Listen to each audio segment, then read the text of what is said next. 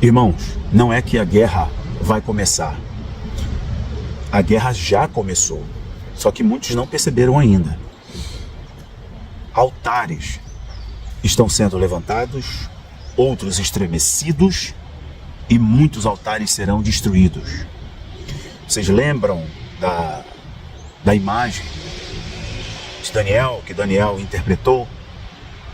Os pés da imagem não têm solidez, da estátua não tem solidez, não tem firmeza, ou seja, é instável.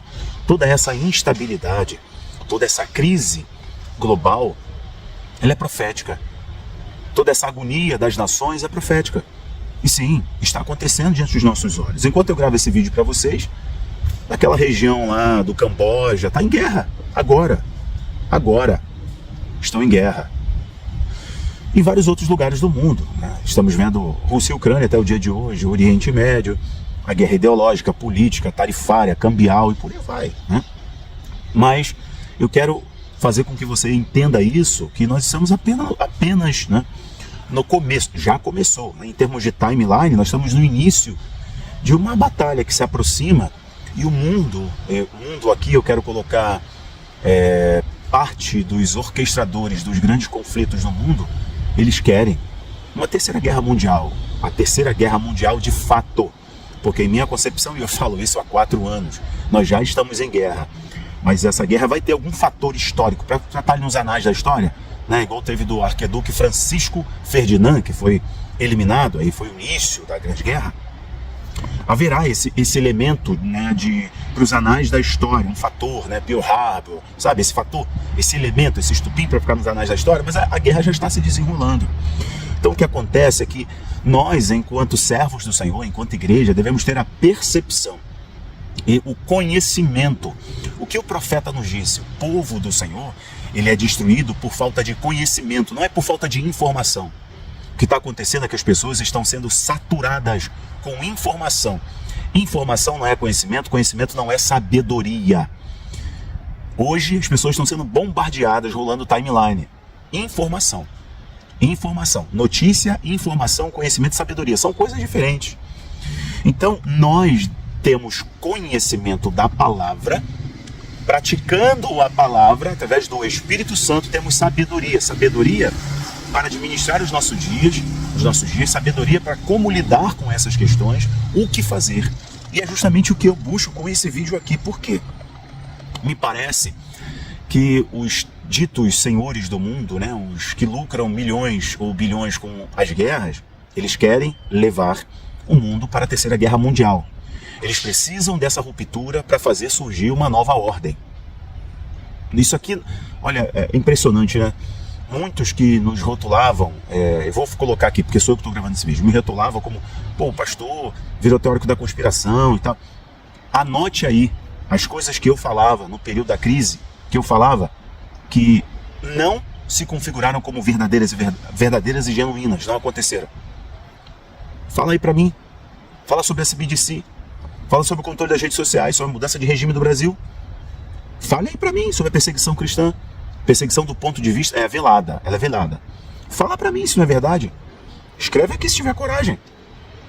Eu até deixei de lado algumas temáticas para focar mais na questão ministerial, igreja, implantar igreja. Mas é verdade ou não é? Escrevam aí, por favor, não preciso falar. Então, meus amados irmãos, digo a vocês aqui, os senhores do mundo, eles precisam da terceira guerra mundial. Eles vão empurrar o mundo para tal, se não conseguirem essa transição de poder da hegemonia global, ela ocorrer de modo pacífico. E pelo crescimento norte-americano, pela postura do Donald Trump, e aqui eu não estou levantando pompom e flores para Donald Trump, mas pela postura, pelo posicionamento, algumas pautas que ele defende, que conflitam diretamente com o projeto de poder da ANON, o que vai acontecer é que o mundo será levado para uma terceira guerra.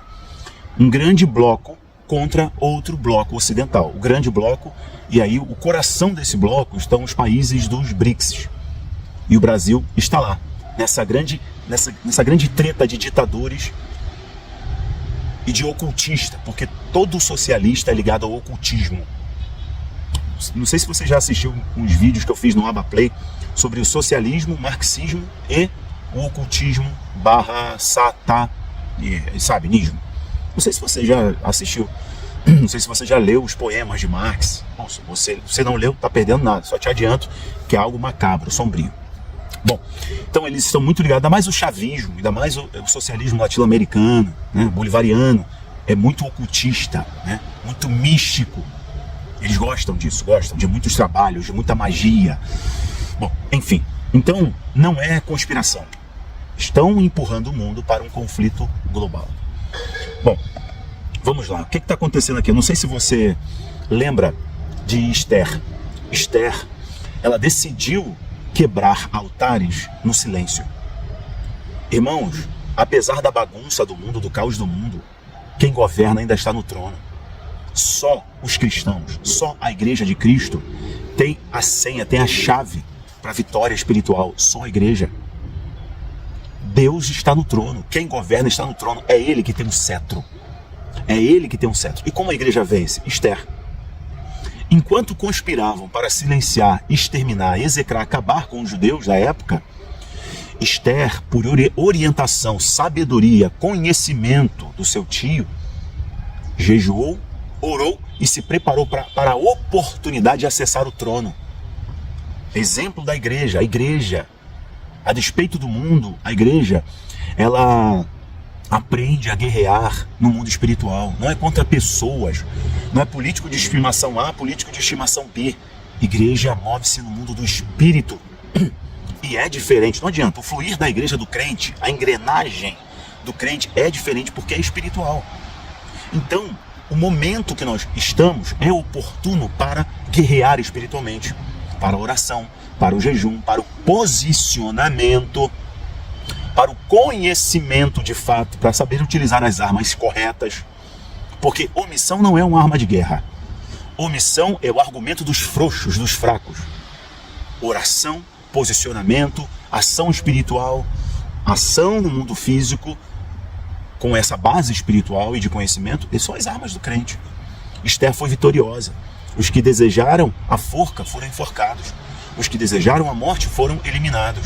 E os que eram para ser eliminados foram exaltados. Os humilhados foram exaltados. Assim é a igreja. Vocês lembram de Efésios 6? Eu já vou falar um pouco sobre o Brasil. Peraí, vocês lembram de Efésios 6? A batalha espiritual de Efésios 6, que a nossa luta não é contra a carne, contra sangue, mas contra regiões espirituais, seres que atuam na região espiritual, que Paulo vai elencar, vai mostrar a hierarquia dos mesmos, como eles operam. Só que a gente esquece que esse texto de batalha espiritual, ele começa sobre família, falando sobre família. O contexto dele, primeiro, é sobre família, falando sobre pais, sobre filhos, sobre senhores. Então, organize a casa para ter autoridade para destronar. Não adianta você tentar derrubar falsos profetas com o altar destruído, o altar desorganizado, com a casa bagunçada. Então, quanto mais a igreja se volta para a oração, para a mensagem, a palavra genuína, o evangelho genuíno, mais a igreja tem autoridade para abalar altares, destruir altares e destronar principados. O que vai acontecer aqui com o Brasil se nós não entendermos exatamente o que está acontecendo? Olha como que vai ser daqui para frente. Nós vamos ver o país estagnado em termos de crescimento, o que seria o crescimento do PIB de 1 a 2, o país não vai crescer, ou vai estagnar, vai estar estagnado, ou vai crescer de menos de 1%. Nós vamos ver como a carne brasileira, a exportação da carne brasileira já caiu quase que 80% nas últimas semanas, a carne brasileira. A exportação de etanol, a exportação de suco, a exportação de milho, vocês vão ver isso tudo desabar, o agro desabar. A estimativa mínima é de desemprego só por causa destas taxações caírem em torno de 150 a 200 mil empregos perdidos, fora o número de pessoas que estão desempregadas e foram empurradas para a informalidade. Agora vejam, com todas essas taxações, empresas vão sair do país. Nós estamos numa fuga de capital muito grande, os bilionários estão tirando o dinheiro do Brasil já há um tempo. E, diante das últimas semanas, da taxação, só para você saber de uma coisa, os Estados Unidos ainda não têm um embaixador oficial no Brasil. Olha só, o Trump não fez questão. Não fez questão de nomear uma pessoa dos Estados Unidos no Brasil. Tem um canal oficial, tem a embaixada nas redes sociais, mas não tem essa figura que tem um canal de comunicação com o governo brasileiro. É uma demonstração clara de que toda essa sanha ditatorial de alinhamento ideológico com Putin, com Xi, com os ayatolás do Irã, com os ditadores da Venezuela, com os comunistas bolivarianos da América do Sul, tudo isso tem um preço, e nós avisamos. E não adianta ficar só falando, eu avisei. Tem que aqui dar ação, olha, como é que a gente resolve isso aqui? Então vejam que está por vir para o nosso Brasil, não adianta vídeo do Temer, cartinha do Temer, porque ele mostra que não há um comprometimento de culpa. Ó, nós erramos nisso, então agora nós vamos refazer o caminho. Não, tem um argumento falacioso de defender a soberania, o Estado de Direito. Eles estão dizendo nas entrelinhas, nós vamos dobrar a aposta. Por que querem isso? Tem a chancela dos bancos chineses, tem a chancela das ditaduras do mundo. E os ditadores do Brasil estão aproveitando este momento para cumprir o rito de controle social, empurrar a CBDC, se aproximar do SWIFT chinês, se aproximar dos bancos chineses que já estão operando aqui no Brasil, do vídeo de ontem que eu falei para vocês. Então, se há um tempo que você deve pensar na internacionalização dos seus investimentos, se há um tempo que você deve pensar na dolarização dos seus recursos, meu irmão, é agora. É agora. Eu não sou desculpa o barulho aí, não sou analista de investimento, nem estou me propondo a isso. Estou só dando aqui opiniões, entende? Só opiniões. Não, eu não vejo num cenário curto, né, num espaço curto de tempo, uma mudança de postura radical. Teve uma fala do Haddad, o ministro da Economia, dizendo, não, estamos sempre dispostos a sentar na mesa. Não é o que o presidente, o mandatário diz. Ele dobra a aposta, fala que inclusive se o presidente norte-americano estivesse aqui envolvido no 8 de janeiro, estaria preso. Entende? Então não há uma linha de atenuação, de mudança, ou de mudança num futuro breve. Eles vão dobrar a aposta, como sempre fizeram. E o que a igreja tem que fazer? Agora, em minha opinião, meu posicionamento, inclusive enquanto pastor de igreja, jejuar, orar, evangelizar, ser ainda mais cristocêntrico, se preparar para este cenário profético, se preparar para entender que estamos vendo dois grandes blocos aqui, e o bloco dos BRICS tem uma questão profética muito clara, né, de onde, inclusive, pode se levantar o pequeno chifre, de onde pode se levantar. Que tem países do Oriente Médio, tem ditaduras, tem sistemas ali que inclusive são anticristãos. É interessante a gente pensar sobre isso, né? De onde pode se levantar o pequeno chifre, dessa cúpula de 10, né? De onde ele é o pequeno chifre, depois ele vai derrubar 3 e se destacar. Olhem para isso, vejam essa questão com cautela. Mas o que eu estou dizendo para vocês é o seguinte, não estou sendo pessimista com esse vídeo, estou sendo realista com a macrovisão cristã. Como que a gente enxerga isso com a macrovisão cristã? A batalha começou. É hora de estremecer altares, derrubar os que já estão estremecidos e reedificar o altar ao Senhor. Se aproximar do Senhor com toda a tua força. Igreja fazer diferença. Igreja ser mais cristocêntrica ainda, né? Pregar em tempo e fora de tempo. Anunciar a verdade. Influenciadores não se calarem, porque cada vez mais e mais nós estamos vendo essa espiral de silêncio, né? Espiral do silêncio, que é eu derrubo o maior para que todos os menores se calem. É uma estratégia muito clara. A igreja não opera dessa maneira, como eu falei para vocês. Bom, eu tinha outras coisas para falar, só que não vou estender o vídeo hoje não. Que Deus abençoe vocês, permanecemos em oração.